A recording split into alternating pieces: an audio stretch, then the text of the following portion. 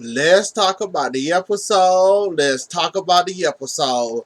So let's go ahead and get Trina, Trick, Bobby, Joy, the Bahamas trip, all that on out the way first. First of all, I know it was painful for Trina, but she had to do it though. That was the place where her mama was born and raised in.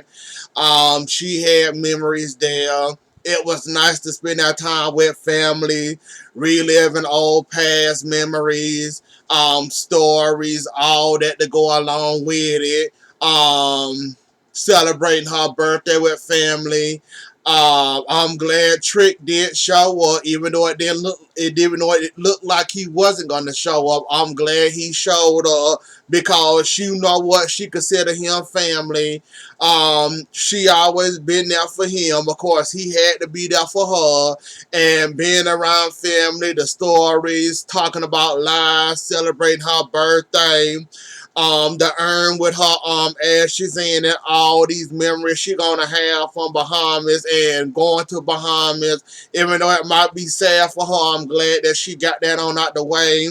I'm glad that she got to enjoy this time with her family, have fun, laugh a little, you know, had that little special moment even on your mama passing, and on her birthday you was able to celebrate her life still to her passing, well, after her passing and her birthday and all that goes along with that or whatever. So just to get that on out the way real quick, because I want to talk about that before we get a little ratchet in a moment. Well, all the way ratchet. Well, a little ratchet. I ain't got too much energy to go all the way ratchet. But anyways, though, Amara, MJ, Shay, JoJo, basically, Amara is new money. You know, she got people telling her to do this, that. You should handle this way. You should handle that way. You should do things this way. Amara kind of tired of being a pushover at this point. You can tell she still you can tell she still new to this. She don't really know what she doing. She learning every day about life, friendships, her career, her relationship, um, dealing with her father back in her life. Amara have a lot on her plate with her being new money, all the vultures coming out to play. All this on top of dealing with what she got to deal with and pushing herself up the ranks and dealing with her career. Now that she ain't got Julian in her life no more, it's too much for her. And I'm not gonna say you shouldn't kick MJ to the curb. I'm just gonna say certain things not making no sense to me. Okay, Amara, you said that basically what this girl told you, you live in it. Okay, fine. Everything she said had truth in it, and you believe everything this woman told you. Okay, fine. It was up to you whether to break up the relationship or not. Yes, I do think you had some influence in breaking up that relationship because you did go half cocked, even though if the girl was telling you all truth and the stuff that you living now and it's happening in your life, you could have played this hand a different way, but you chose to play the hand the way you played this hand. Now you start dealing with what you got to deal with and how you going through it and how you gonna handle it. I do think Shay, however, should stay out of it because it's not none of her business. It's not none of her concern. She ain't got no involvement in this.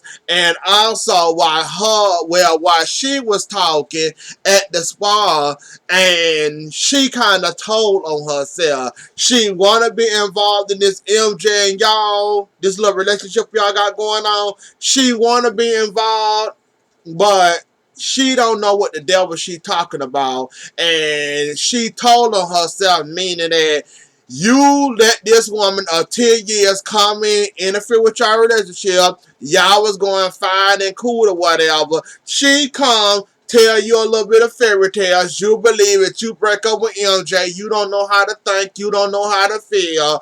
And Shay knew what she was talking about. She wouldn't have told on herself and said, Well, I don't know what's going on. I don't know what y'all doing. I don't know what you don't tell me stuff like you used to. So basically, Shay going half cocked that this, thinking she know what she talking about, and she don't really know what she talking about. She just going along with what MJ told her. But she don't got all the facts, and basically she don't know what's going on in your relationship. She just judging by you calling him broke, you calling him a bum, all this and all that. Then you also told on yourself and said that, well, when it comes to his relationship and y'all relationship, basically he put his hard career on hold just to satisfy you. Wrong. This man been putting his relationship and his career on his career on hold for any woman that comes into his life. So basically, you want to blame Amara for your brother not succeed and not being the artist, the rap artist that he want to come, and you making it seem like it's Amara's fault, and you also making it seem like Amara basically calling this man a bum. He ain't bringing in no bass or whatever. He ain't rich. He ain't popping like you is or whatever. So that's why you leaving my brother. That's why you kicking my brother to the side. Amara didn't say anything like that. Reasons why she broke up with him. What she said, Nosy, is everything this woman is telling me is leading up to basically I'm living it now. Basically, she said she put his career on hold. He put his career on hold for me. He ain't focusing on my career. He basically telling me what to do. He basically telling me what to do, and he basically doing this when he should be doing that. He basically telling me what I should be doing in my career when basically he should be worrying about his own career. Like, you want to talk Shay and you want to say that this and that and the third. Like, you got people thinking, or you want us to, or you want, I don't know what it is, but it sounds like you think Amara leaving that man because he can't bring in any bags. He not rich and he can't, I guess, stunt like Amara, or like you just coming out, you just talking out the top of, you just talking out the back of your throat at the moment. That ain't the reasons why Amara said she had kicked that man to the curb. Like, you don't know what you talking about. You want to be involved. That's not none of your business in the first place. You should stay out of it and listen to your brother. Your brother got any concerns or worries. You should be focusing on that and listening to him, not worrying about you let this girl for 10 years come in your relationship, run what y'all got going on. My brother ain't rich. He don't claim to be rich. He basically put his career on hold for you. You basically just running your mouth just to run your mouth. And if Amara probably would have kept on talking or said anything more slicker to you, I'm pretty sure you would have wanted to fight Amara too and try to beat Amara up too. So I'm glad Amara composed herself long enough to not get you that riled up. Because we know it on the take by a little bit of you to get riled up and to get in your feelings and want to fight somebody. Basically, Amara popped off on you because after this, that woman ain't had no cool down period. That woman is under a lot of pressure. That woman got a lot of people in her ear telling her to do this, telling her to do that, telling her not to do this, telling her not to do that. That woman, like she said, she tired of people telling her what to do with her life. She tired of people telling her what to do with her career. She tired of people telling her what to do this, be friends, do this and that. That woman basically tired of y'all telling her what to do, and she want to run her own things the way she want to run it. She don't need you interfering. If she take your brother back, that's between him and them. That ain't got nothing involvement in you or whatever. And like I said, you ain't really Amara friend in the first place, because if you was, it would have, you shouldn't have went off on Amara like that. I understand that's your brother. I understand you got to stand up for your brother. Even if he is wrong, you got to stand up for your brother. That's family, that's blood. We understand that. However, this is none of your concern, none of your worries, and you should butt your big nose out of it and your big head out of it and leave this situation alone. Don't worry about who came. Don't worry about who put a bug in her ear. That woman said she was living the same life that woman told her about. It's obvious that woman broke up with that man for certain reasons. And I'm pretty sure not on wasn't for no, he wasn't profiling or stunting that he ain't have no money. She left that man because she wanted to leave that man. It ain't none of your business, ain't none of your concern. Be there for your brother, like Amara said, and don't worry about all what happened in the relationship. Don't worry about what's going on. What can you do? How can you fix this? Who said this about your brother? That about your brother and all this. Like, Shay, you do the absolute most, and I was hoping it wouldn't come down to no fist fight with with you and Amari, because Amari ain't no fighter. It's obvious Amari ain't no fighter. We saw her firsthand season 1 trying to fight, and it wasn't pretty. So Amari ain't no fighter, and we need you putting your hands on Amari. So I'm glad it didn't get to that point, and I'm glad that y'all didn't fight, because it wasn't worth it, and you need to stay out of this and let them deal the way they're going to deal or whatever, because it ain't none of your business or your concern, and the best thing you can do for yourself is stay out of it and leave it alone. That's what I'm going to say about that situation. And Amara, don't listen to nobody. Follow your own heart. Follow your own gut. Follow your instincts. Whatever it tells you, you do it. Your mama did give you some good advice, because you believe in your heart. Oh, did I cut it off too early? Oh, did I have to cut it off like that? I miss him. I love him. I feel like I ended it too quick.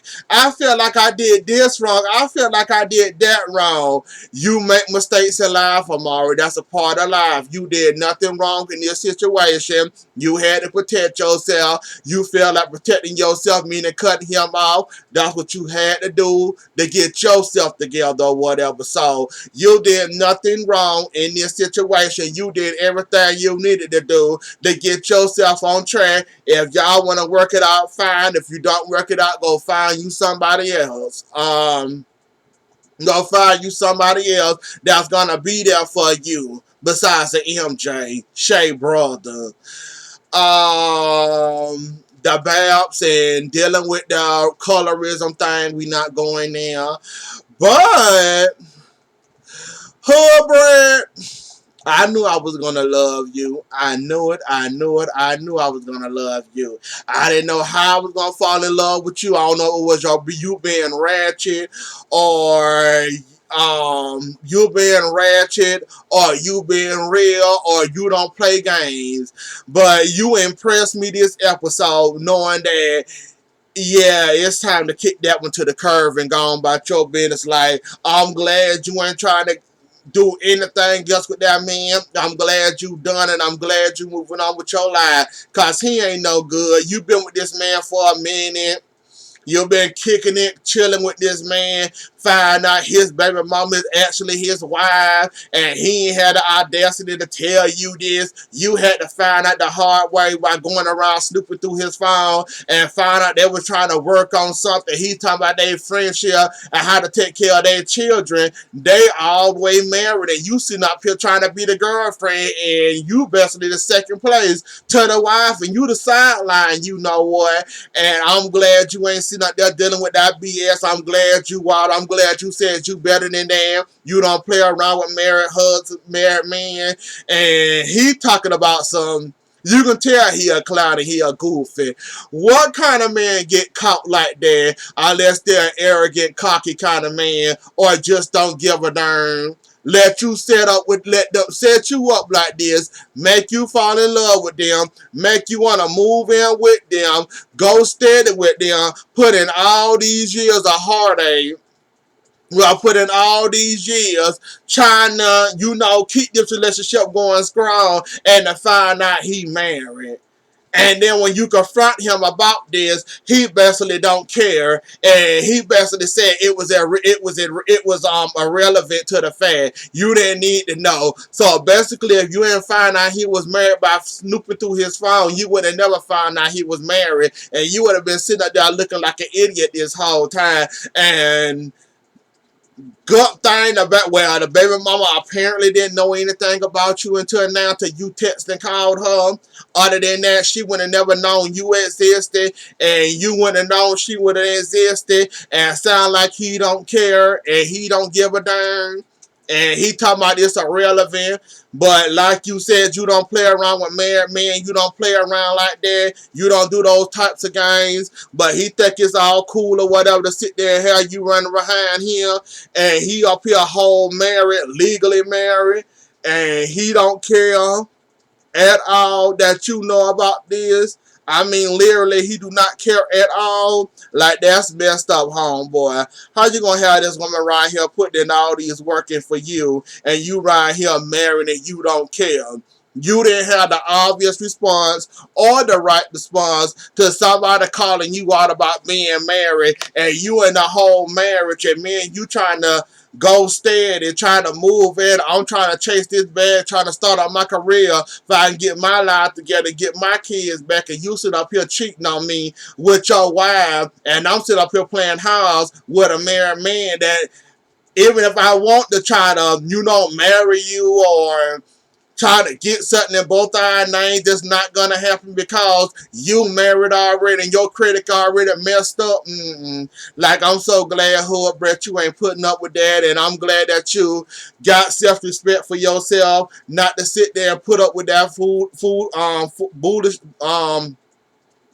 sit up there and deal with that foolishness or that BS right here, not caring or giving a darn that he married and how you feel about that, and knowing that you don't get down like that and he didn't care. That's why he kept the secret this all this time, cause he know you don't get down like that. He know you don't play the radio like that. That's why he kept it hush hush, secret hush. Let me shut up about it. You don't know about it. It ain't none of your business. That's why he was keeping it like that, thinking you would never find out or hoping you would never find out. And now look, you done found out by being nosy. And I know it's wrong going through people's phones, but in this case, if you would have never went through that phone, you would have never known this man was married and was playing you this whole entire time. So congratulations to you, Hood Brett, for being nosy and being a PI. Cause if you wouldn't did it, let's just say the wife was gonna find out about you eventually. Sooner or later, she gonna be wondering why her husband ain't home. Yeah, she was either gonna confront you or y'all was gonna end up fighting or whatever. So I'm glad you found out, even if that did involve you being nosy. So whatever. But anyways, though, y'all, that was the episode. Don't forget to like, share, comment, and subscribe. I'll see y'all later. Enjoy the rest of y'all night. Bye.